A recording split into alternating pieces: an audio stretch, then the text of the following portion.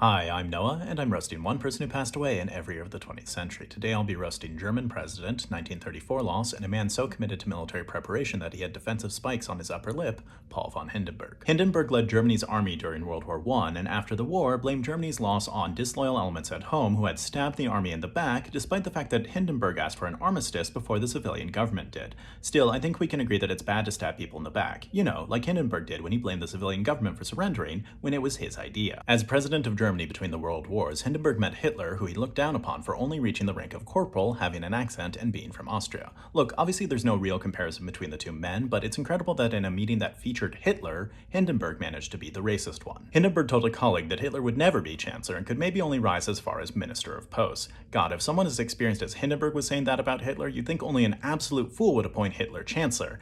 And you'd be right. Amid a depressed economy and political chaos, some of which was manufactured by the Nazis, Hindenburg relented and appointed Hitler chancellor.